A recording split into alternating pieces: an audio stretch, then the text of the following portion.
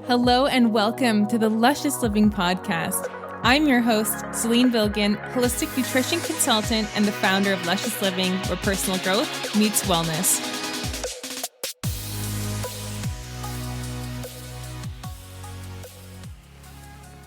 Ladies, we've heard that PMS is a feminine curse, and it's time to bust that myth. Did you know that your period is actually a sacred and beautiful time for you? It doesn't feel like that when you have symptoms of cramps, bloating, nausea, headaches, and more. And I'm here to tell you it does not have to be that way. Did you know that you can use nutrition to ease those symptoms? Did you know that you have 4 different phases of your menstrual cycle? Yes, you can learn to optimize each of these phases and really understand your body and understand why you're more motivated in some times of the month and more excited to work out or more wanting to stay in, or you are just more intuitive in certain phases as well. Learn to understand your body, love yourself even more. This is all talked about in my best-selling book, The Painless Period Guide. Grab a copy for you and a friend. The link to purchase is in the description.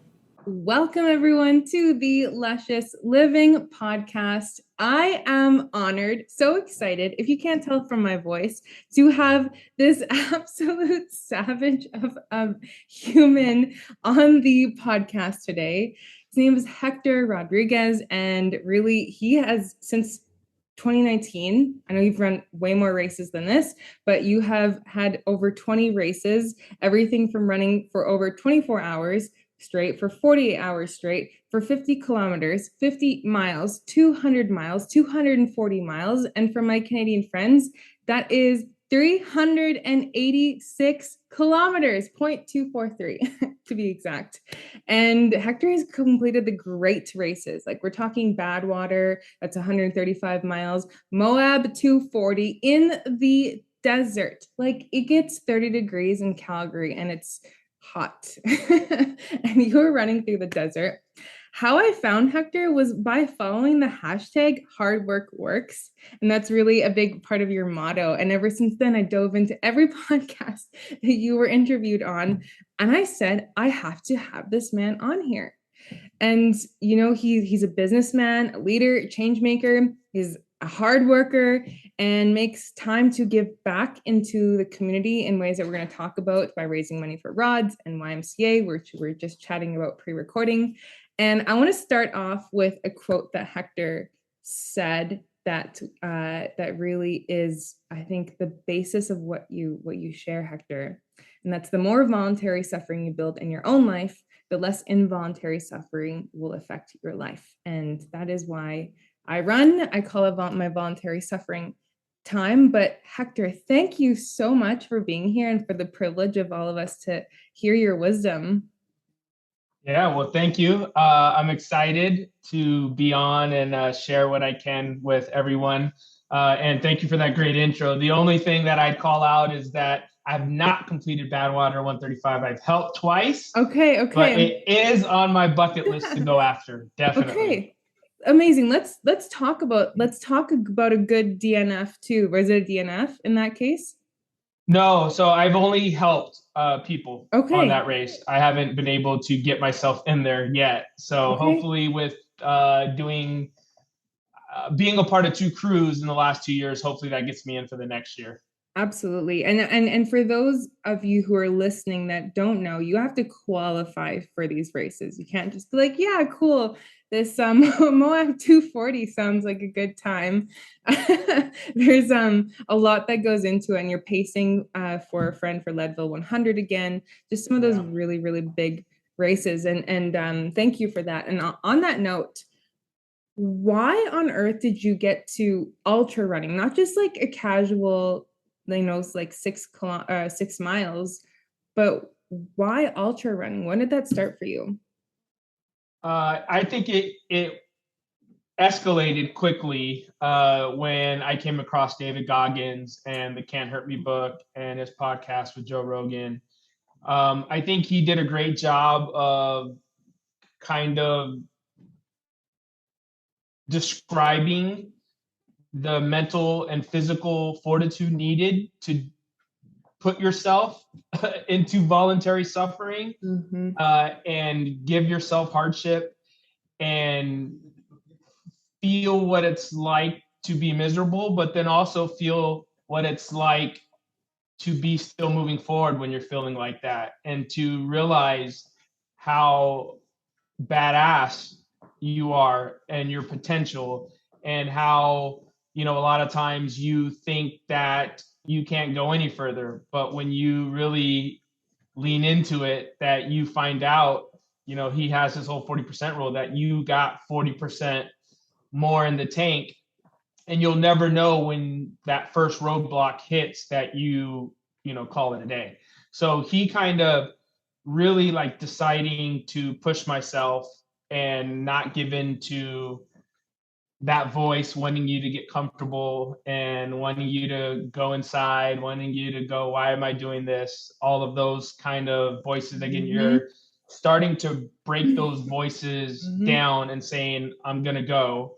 Then it kind of opened up a whole new world. And then I know, kind of through our pre-interview, then I started following other people like Cam Haynes, who kind of Mm-hmm. has a similar mindset. And what I really love about those two, it's and that I'm also now the same way, to where if we watch, some of our favorite basketball and NFL players, a lot of times after the sport's done, they go into retirement mode and you don't see them in the sport too much. Mm-hmm. There's no doubt in my mind, Goggins and Cam Haynes will be 50, 60, 70, 80 years old and will still be working hard every day. And they've made it a lifestyle, and that's now is what's embedded in me, and it's what I really love, and have those guys to have led the way into the journey of the ultra, and kind of pushing yourself and testing your limits, and so forth. It's incredible how much a single person, because they chose to do the work and push beyond that that crazy voice inside of our head that tells us to stop and that we're in pain or whatever it is, to keep going and have that influence. And that's what you're doing for so many people out there as well through your own impact. And I'm curious, was there any kind of like more emotional, mental kind of struggle before to get to that point to say, hey, I need to make a change? Or were you just all of a sudden, so I know it's like a really personal question, but like, was Yeah. it just this overall like, hey, this is who I need to be? Or like, was it that you were solving something in your head? Because and the reason that I ask is just hearing David Goggins, like his story, and even my own why I run, is it just kind of solves in my mind, but then also translates to every other area of my life. Yeah. So if you're looking like it, was there like a kind of a trigger moment that kind of really had me kind of deep dive it? Absolutely. I think right, I believe it was December 2018. Uh, I could have dates off, but from my recollection, my parents were going through a divorce. I grew up in San Diego, so SoCal. I feel like every single one of my friends, like as youngsters, we would drink beers in backyards, be knuckleheads. We would go down to Mexico, and underage drink and be more knuckleheads. I turned 21, moved to downtown, drank more, and was a bigger knucklehead. I was always just like, always very social in like the nightlife kind of stuff, and a lot of partying, and just that kind of atmosphere, to where we would work and then Friday, Saturday, get together, drink, go out to a nightclub, chase the girls around, watch a football game the next day. Mm-hmm. And I just kind of noticed that even as I got older, obviously, like I got married and had kids, and that subsided quite a bit. But I would still kind of work, and then on the weekend I have a beer or two. Mm-hmm. And then I just noticed that everybody around me was drinking, smoking, depressed, anxiety. I kind of lost being goal driven. Uh, like I mentioned, there was a divorce going on, and then it hit when my wife had a really bad anxiety attack, Mm-hmm. and really shook her up, really scared her on, and gave her like a PTSD Mm-hmm. after that of like, I'm scared this is gonna happen to me again, and what if XYZ and I'm the girls, and so kind of all of that looking around going, okay, like I just see like essentially it was like too much comfort and too much kind of like medicating in not the healthiest ways, and then it getting really even closer, so I just felt the walls were coming in to Mm-hmm. where I said, I'm the oldest sibling in my family, and I've always kind of took that leadership role. Mm. And so I said, through action, I just came across this Goggins book. I'm going to make a goal of 10 miles a day. Wow. And I'm going to make sure that I am a mental rock for the crew meaning like the family, my Yeah. friends, my circle. And I'm going to make a shift, and let's see who follows suit and Hmm. starts making positive changes and impacts in their life. So I would say that was the driver. And then I went down the rabbit hole once I started getting myself in the mess of these ultras and enduring hard stuff, and then still figuring out how to move forward. And everything you said at the beginning of this, it escalated to bigger races, bigger challenges, to where I definitely feel like I've made myself one of the more mentally tougher people, and that was one of my end goals. Wow. Okay. I'm so glad I asked you that question. That's very inspiring. And I think it's very relatable for a lot of the world right now. Right. And I want to ask you, did you have people that you were surprised followed suit and ones who you were surprised that didn't follow suit? Like, how did you deal with? I'm sure people were like, oh, you're crazy. Or like, just go back, like, come and have a drink with us. Like, how did you deal with all that? And were you surprised by the people who joined and did not join you? Yeah, definitely. I think again, kind of going back to Goggins, I think he prepares you in the sense that like that you're going to turn a lot of people off. Like I definitely think he's a polarizing figure to Mm-hmm. where half the people probably love him, the other half don't. Mm-hmm. But what I found was I definitely think I turn people off. I definitely have people who I would think would be more supportive, more excited, more happy. Mm-hmm. That has not been the case. And Mm-hmm. then I've also had other people who I've never met uh, that support me and like would do anything for me. And that's where the whole Wolfpack community has Yes. come from. Mm-hmm. Was like it just kind of shifted to people kind of still wanting to do maybe what's comfortable to them, Mm-hmm. not looking at me like I'm crazy, or that you know I heard one of my buddies who lives up in the Bay Area. He said sometimes people around you don't want to see you grow because it reminds them that they haven't. Yes. So I think there's a part of that, and Mm-hmm. then obviously it's not for everybody what I do, but I did find a community and a group of friends that is on the same path, and we do a lot of knucklehead things as we test our limits and have a blast doing it and support each other. So overall, I probably wouldn't change anything, and I'm so happy to have a couple of those friends from the old days Mm-hmm. now paired up with this amazing community that is aligned with the person that I am and that I want to continue being. Love that. And I really believe that anyone who decides to level up is definitely going to filter out some people. And it's tough. I've experienced that in my own life several times. Yeah. And but then there's other new people that you gain in a whole new community. And like you said, I'm like, I saw you on Instagram. Like, I want to know how I can support him. Like, let's, and so it's so true. There are people who will be a part of the mission and want to grow and help you grow too. So it's interesting how that happens. So, and it's funny also, I was just thinking, we're listening to Cam Hanes Endure, And it sounds like you have a very similar story of just like, like weekend after weekend, just like drinking and just having fun. But where is this going? Yeah. Let me ask you, do you ever have seasons of running and like running off, or do you ever find that you procrastinate on running, or is it just like no matter what, no matter who, I'm running? Since December 2018, there has been no off seasons. Wow. Wow. Yeah, I've consistently averaged 10 miles a day since that date.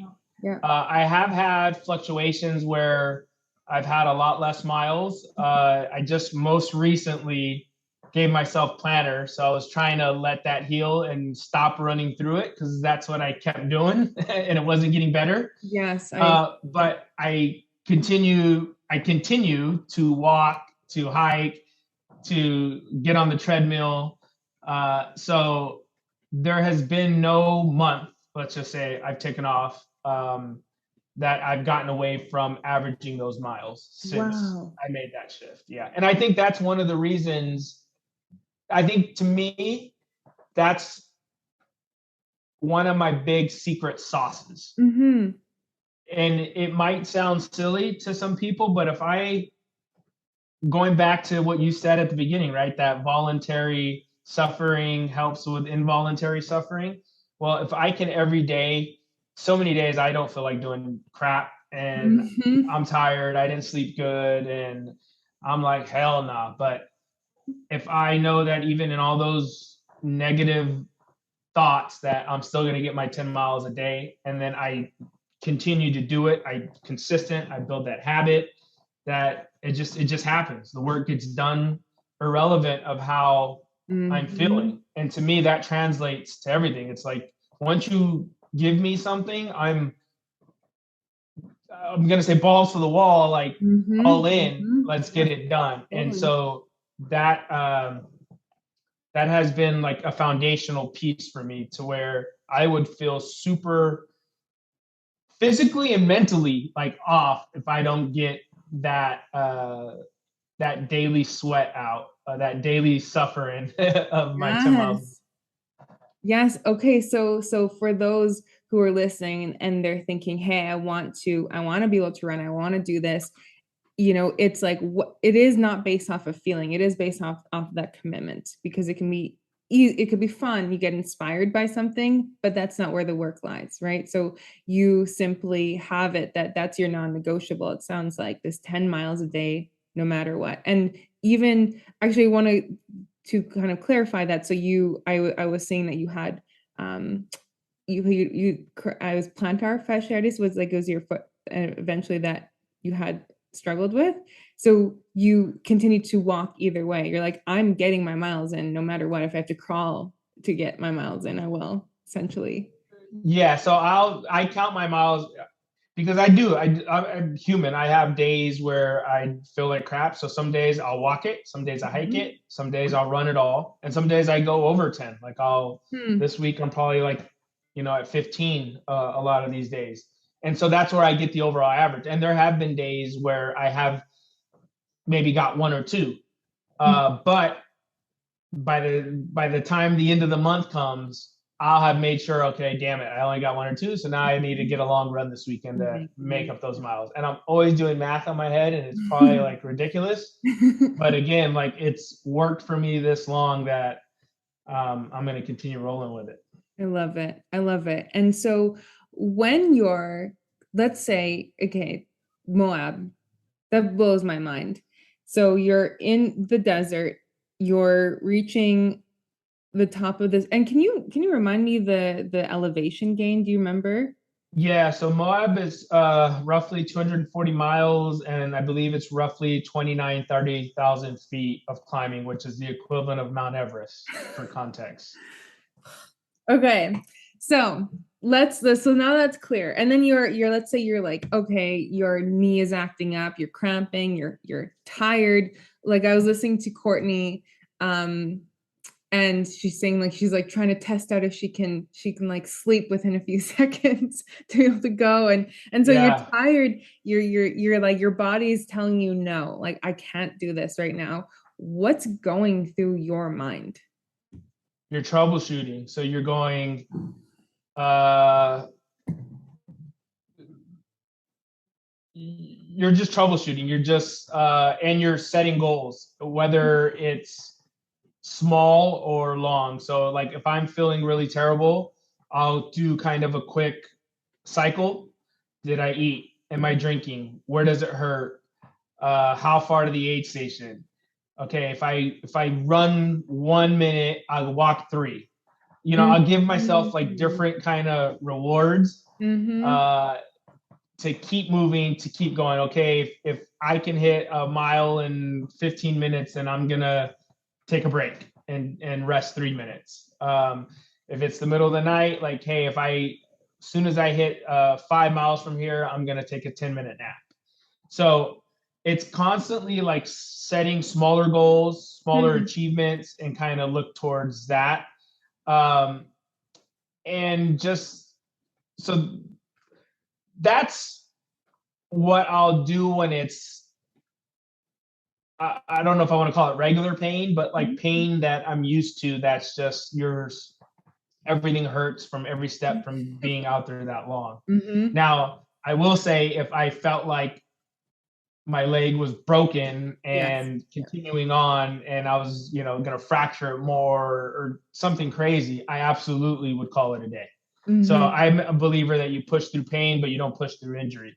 Mm-hmm. So it is absolutely a fine line to walk. And Yes. I've gotten it right every time until December of last year. So it's a fine line. But I think it's all part of, like I use the analogy being in the arena. I think when you go into the arena of like testing your limits and putting yourself out there and trying to be your best and trying to grow, you're going to win, you're going to lose, you're Mm, going to have yeah. success and glory, and you're going to have, scars, and you're going to get cut up. But if you can keep fighting, keep moving forward, I think everybody who's in there agrees that they wouldn't have it any other way. It's an adventure. It's awesome. So that's how I see it. Yeah, how would you know? Because you can only push your limit till you find your limit, and then you get like you there's this the threshold increases too, right? Of like, oh, okay, I actually, what we're just talking about, I can't remember if it was pre-recording, but the training at 40%. There's been so many times where I've run and I'm thinking I'm tired. I'm like, this is not a day. I just try to convince myself as to why my body needs to not run. But then it's like I have my best races. And then anything else, like I wouldn't have known that I could run when I felt horrible otherwise, right? And so Yeah. can you share a little bit about that time in, you said 2019, or did you say last year when you did test that limit? Where when I tested the limit and I missed. Yes. Yeah, so I did a rate. I did a challenge called the Triple Crown of 200s, and that's doing three 200-mile races in 3 months in three various parts of the country. So I actually did that very tough challenge. Came out of that, I thought very healthy and successful. So I was like super stoked.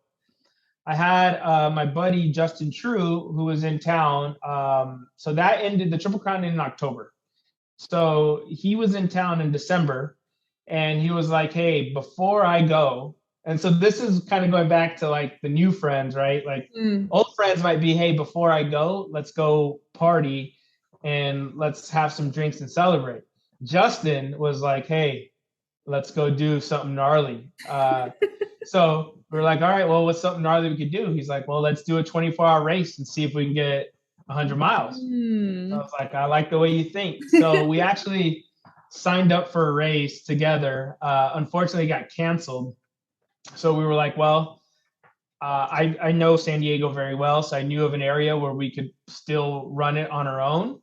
And so that's what we did. Now, my issue is that when I was training and when I was running like the Triple Crown, this is my theory now, Mhm. is I'm going up and down mountains, Mm-hmm. and I'm running, hiking, walking. So I'm shifting muscles, whether I'm going up, down, running, or walking.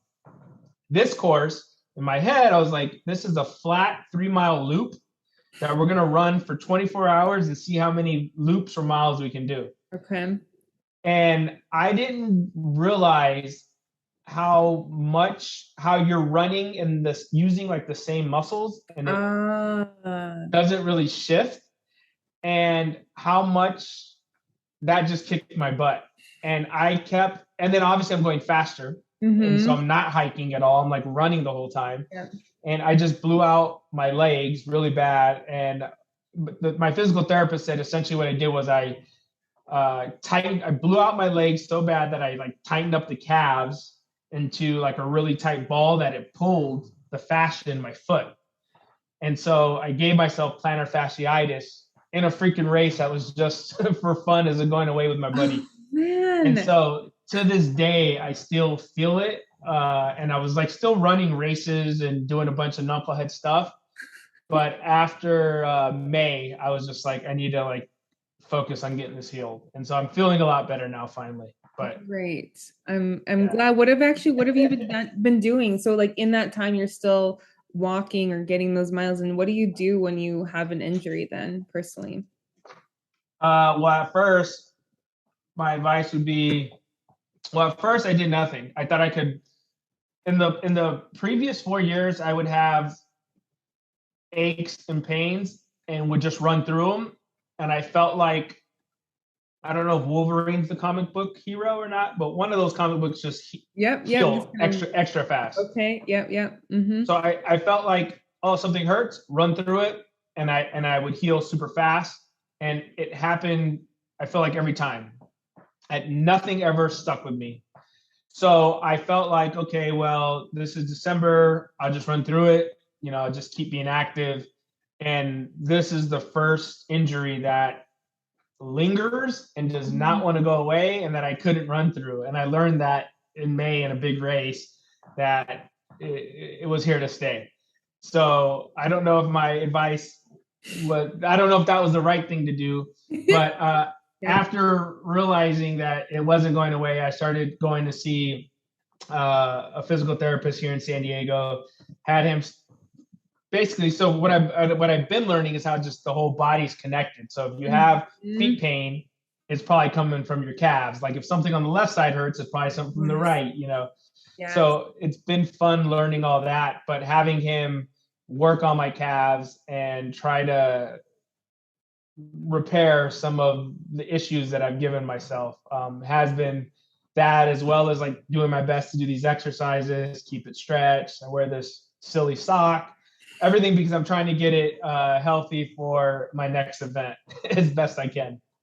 Okay, so in that case, I think that answers a question potentially of in the ultra, was it the Ultra Runner podcast or something like that? You were the first guest on that show, and you were saying that you don't stretch ahead of time. Has that changed for you then?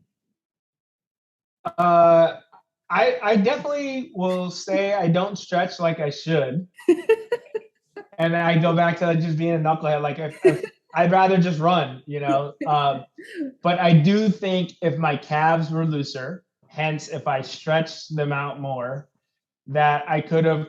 I don't know if I would have like not gotten it, but I could have maybe not had it as severe, um, or maybe not had any issues. So definitely think there's opportunities to stretch and incorporate that more in my enduring activities.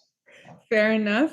Fair enough. And I mean, it is more stretching is less time running. So I think that's how Yeah. Goggins broke his foot or something like that too, right? It was like a 24-hour, 48-hour race, if I'm not mistaken. Yeah, I think he did a track like around a high school track or Yeah. yeah, something like that. Yeah. And that's how where he got really badly injured. He like, yeah, yeah. I remember I think that sounds vaguely familiar in that case.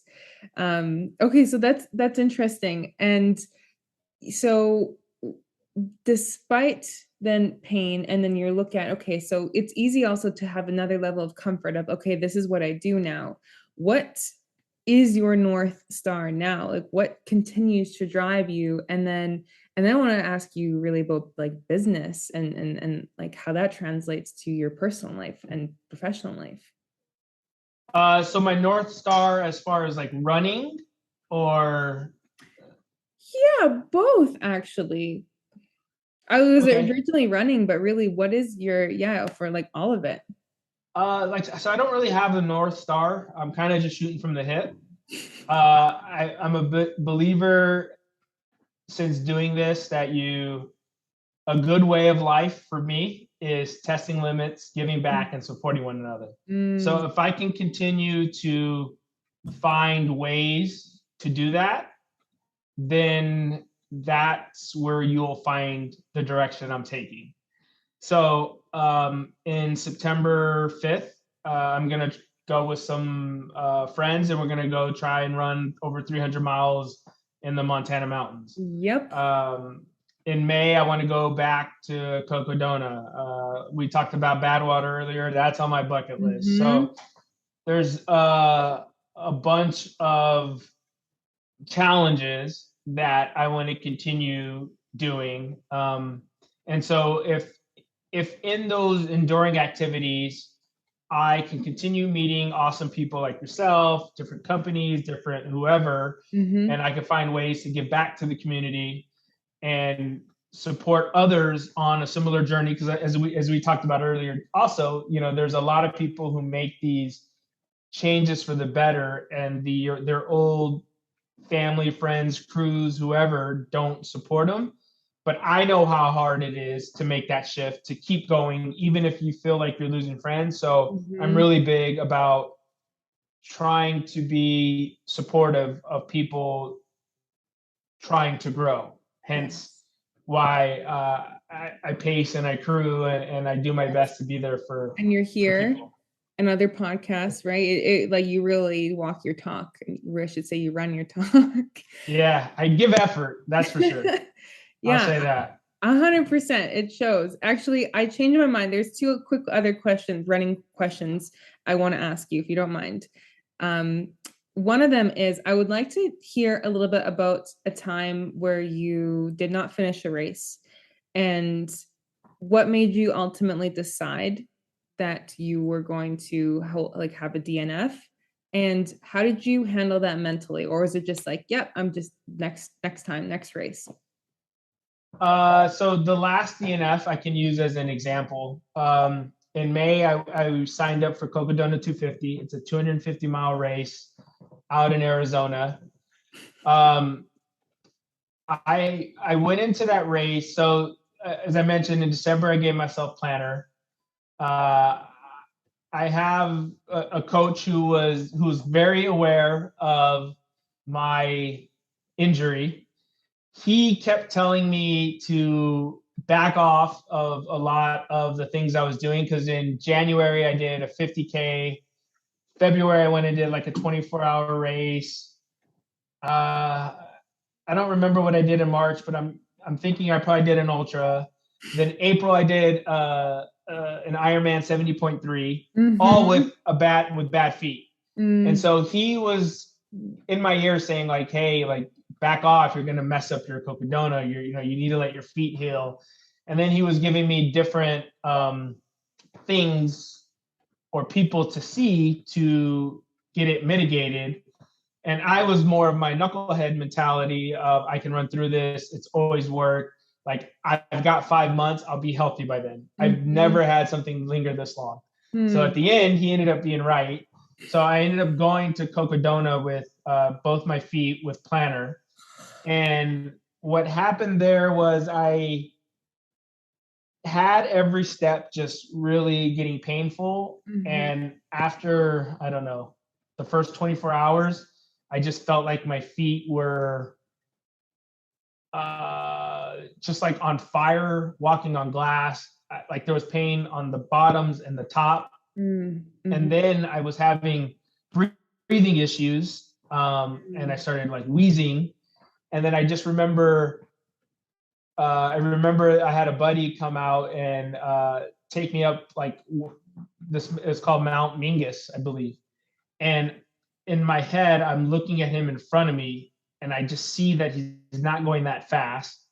And I feel like I know I'm not going that fast, but I just had because I feel like I couldn't breathe in right, that I could not generate any power to Okay. get up that mountain. So Mm-hmm. I was like, and then that escalated to where I was literally wheezing, and like my sister and brother were like really starting to like, I started noticing they started like to look scared for my health with Mm-hmm. how shitty I sounded. And Mm-hmm. so I ended up taking a nap in the car, going like, I need to like shake this off. And then they said that the whole time in the car I was like wheezing and sounded really terrible. And so where this goes is that I just got to a point where every single step was absolutely brutal. Like my feet were just like screaming at me, like, get done, get off your feet. You're gonna like really like F them up.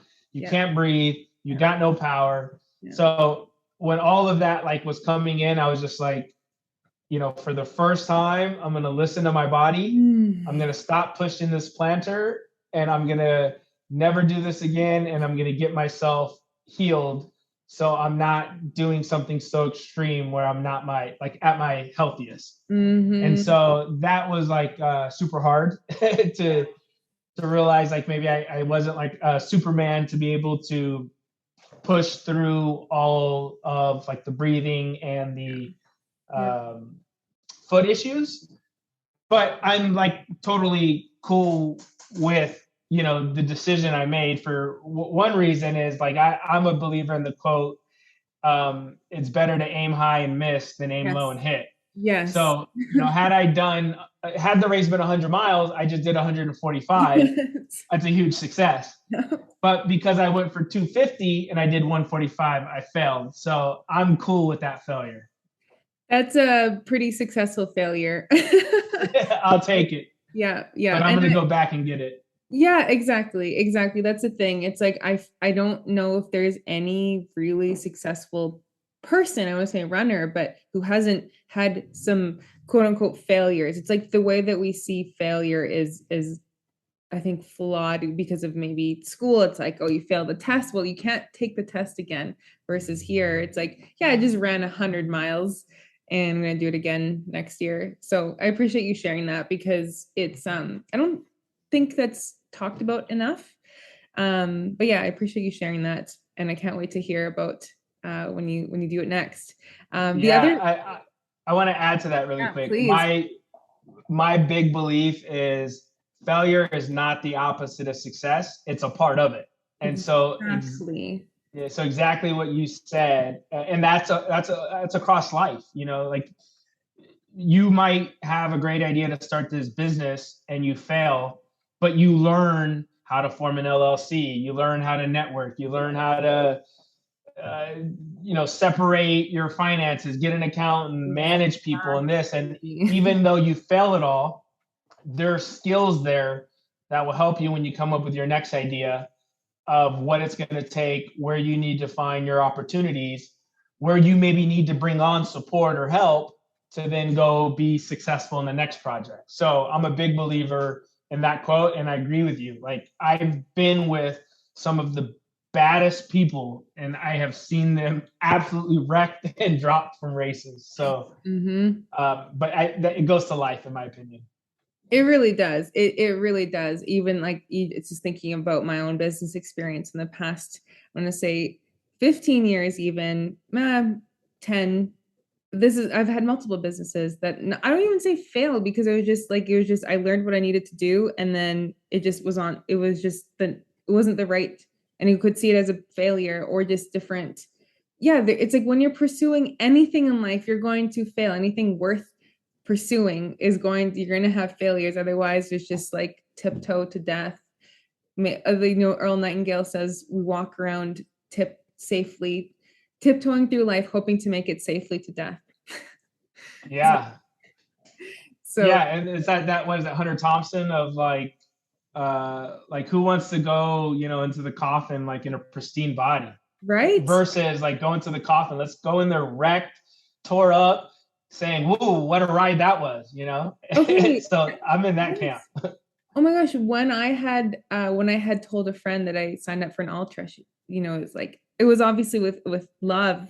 It's like, hey, that ultras like wreck your body and this and this. And when my boyfriend and I were talking about it, it's like, well, I'd rather be a little bit like kind of bent up, if you will, from moving my body than like not, right? Yeah, it's an adventure for sure. Yeah, yeah.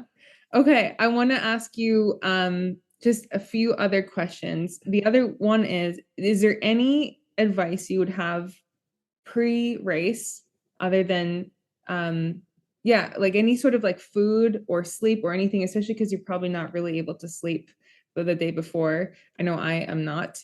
But any like prep tip for the day before and the morning of that you have for listeners as well? Uh, Day before, I try to do like as little.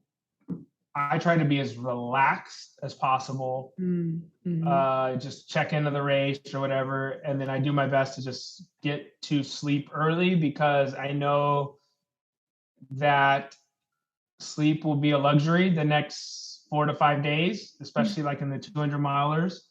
Um, Morning of, same thing. Like I just try to stay very calm, cool, collected, very relaxed, very loose with the family. Mm-hmm. Because I find that in most races, especially like the big ones, that people get too excited and go out too hot. It's Mm-hmm. probably the number one thing, other than maybe the heat, is that I see people mess up. Um, is just going out too fast, too early. Mm-hmm. So I even find myself, even though I have more experience now, like moving a little faster than I thought. And I'm constantly going like, hey, like you're gonna be out here for a while, slow down. And so I got great advice. Was in for the Moab 240, the first one was like, hey, make the first 100 miles the easiest 100 miles you could ever do, and Mm. then if you're feeling good after that, then go. So my just advice is just stay calm, cool, collected, especially in the longer races. And then if you're feeling good a couple days into the race or after 24 hours, then feel free to get moving. Do you eat anything beforehand? Yeah, so I'll have full on breakfast for sure, and then throughout the race I'll have spring energy gels, Mm-hmm. and then I'll have whatever like fuel I can get at the aid stations. Whether Okay. that's in the big races, they give you like, I don't know, they give you burgers, burritos, eggs, pancakes. So like fruit, I smash so much fruit. I kill a lot of fruit, but I just eat like whatever I can see that I can eat, won't mess up my stomach. I try to get Mhm. it down and then get out of there so I'm not too comfortable and get back to moving.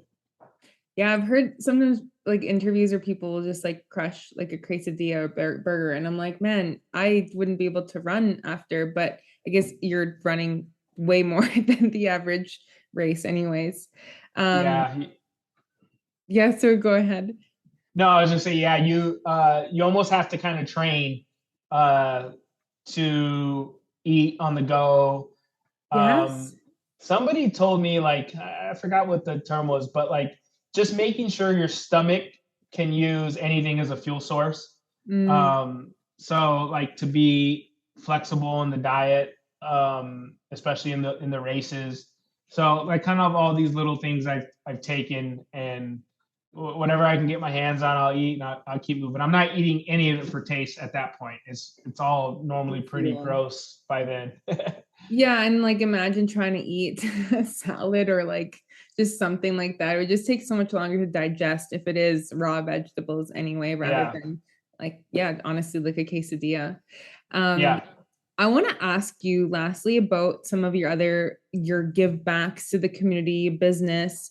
Can you share with us a little bit more about the Wolf Pack and really how people can even support you with what you're up to, the big, as I mentioned earlier, with your donations to Rods and YMCA? Yeah, so I would say Wolfpack was born at the start of the pandemic, and it started with everything being put on lockdowns, which I think most of the country went through.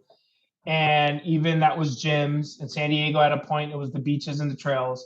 So what happened was like, hey, the gyms and these things are going to get locked down. The country, the community, the people are scared. We never seen anything like this. But you know what? We're going to still get our workouts in. So different people would go into their garages, go into their house, and it would be like, hey, let's do planks for a minute. And then we would tag each other. And then it turned into, how many push-ups can you do? And then it was like, hey, let's all run 10 miles today. So it turned into people tagging Wolfpack and then supporting one another to stay active at the start of the pandemic, when it was, very scary and very unprecedented times. And us saying, hey, just because the gyms are closed, we're not going to stay active, and we're not going to, and even though we're supposed to social distance and this and that, well, at least virtually, we're going to do our best to show love, support, and stay connected and stay active. So that's where it was born. And I think just more people see, see the community testing their limits, getting out of their comfort zone, staying active, supporting one another, showing love, to where now it's kind of just grown into a community that basically does all that. And so another part of it, to me, is giving back.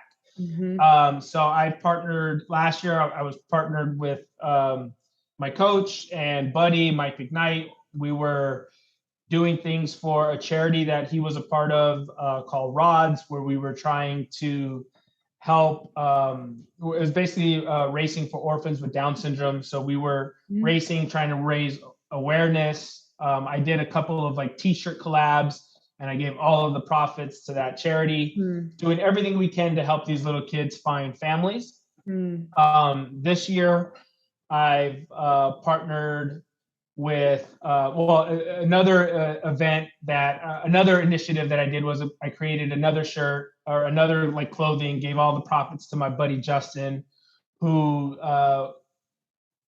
went out for the America's Largest Triathlon, which was a big, crazy endurance event, to where he's trying to raise awareness for mental health. So I was happy to support him by being there when I could, and then by getting him some funds to help support it, because it was an absolute expensive endeavor. And then the latest which was really cool, was I had a local tech company reach out to me, reached out to me loving what I'm doing in the sense of testing limit and giving back. And they were like, hey, we would love to partner with you. So I basically proposed some ideas to them, and we landed on a local YMCA, and I was able to get their funds, which was super rad by this company, to go and order a bunch of run shoes and run gears for this, it's in South Bay and down in San Ysidro, in this town by the border. And we were able to get these mothers and daughters all run gear and really cool Ultra Boost shoes, and got to meet everybody and talk to them and give it all away. So I'm always up for doing, things like that. I think it's important and really awesome. It's very awesome and very important. Thank you for leading the way and really showing me, and I'm sure the listeners, that how much more we can do and more we can give back. And really there is so much in this, so many solutions, and to so many problems in the world. And it's just really being that kind of human. Is there any way that listeners can support you on your journey and really helping you with your goals and your vision? I don't know. That's a great question. I'm normally trying to help others. I don't have an answer. I've never been asked that. Maybe just follow and share, Yes. the Instagram, and so I talk about Wolfpack a lot. There's a lot of people that are just starting their journeys, whether that's running 1 mile a day or running, like I'm going this weekend. My buddy, I'm going to help him run Leadville 100. So Yes. there's varied degrees of people. Some people run, some people lift weights, some people ride bicycles, swim, Ironmans, all kinds of things. So if somebody finds me and wants to support anybody who's kind of looking for growth and trying to be their best, to give their best, to do their best, then to me, I'm a big believer, and maybe that's why you got me stuck, is like, I don't ever think of ways for people to get back to me. To me, it's pay it forward. And that's how you pay me back. Like, do something for the community that you see somebody who could use a shout out, some love, some support. And that would make my day for sure. And that would make me happy. So if we pay it forward, then I'm good with that. Well, I will be sure to link your Instagram, make sure people that follow your journey and really build your like this support, this community. And I love what you just said too, because I truly believe, I know Wallace D. Waddle said the very best thing you could do for the world is make the most of yourself. And I am huge on that. And if people yeah, just take the time to check out your page and really hear what you're saying on your content, because every piece of post that you post is always so inspirational and powerful, and so be sure to follow Hector on there. And my last question to you then is, if you could have anyone in the world pace you for your race of your choice, who would it be? uh I think it would be David Goggins. I knew it. Yeah, I met him and I got to run with him a little bit in Moab 2020. Okay, wow. But I was playing it cool. I didn't want him, you know, to make it seem like, I'm a groupie fan or something like that. But so it was really cool. I did have a small talk with him before the race and during the race, until he blew past me. But if I got that opportunity, I think that would be the coolest, because I would say I got this heavy into the sport because of him. And I Mm-hmm. really think that he's influenced me more positively than and his book did. Then I can't think of anything else that had a greater impact. So to like come full circle, be able to share miles, and show my appreciation to him, Mm-hmm. by hopefully doing really well in the race if he's pacing me, would be just super rad, to be able to just do my part to encourage him to keep doing what he's doing, because I know if he's touched my life, he's touched many others. Yes. Yes. Wow. Powerful. Beautiful, powerful. Thank you so much. It was such a delight to hear your wisdom and your journey. I know it was just a like a nutshell of what the actual journey is, but I so appreciate you taking the time to be here with me and the listeners. And yeah, looking forward to seeing and hearing more about your adventures. Awesome. Well, I appreciate you having me on, and I had a blast talking with you, and hopefully we do this again. Absolutely. Okay, bye for now. Thank you so much for tuning in. Please give the show a 5-star review if you feel like you learned something new today. All of the mentioned links will be in the show notes. And also, are we connected on Instagram? Find me over at _lusciousliving_ and come say hi. See you next episode. Tap into your inner goddess. The Goddess Affirmation Coloring Book is now live, and it features 18 goddesses around the world, each with a unique affirmation to color in. It's perfect for all ages, and it's designed to uplift and inspire those who use it. Grab a copy for you and a friend over on Amazon. The link to purchase is in the description.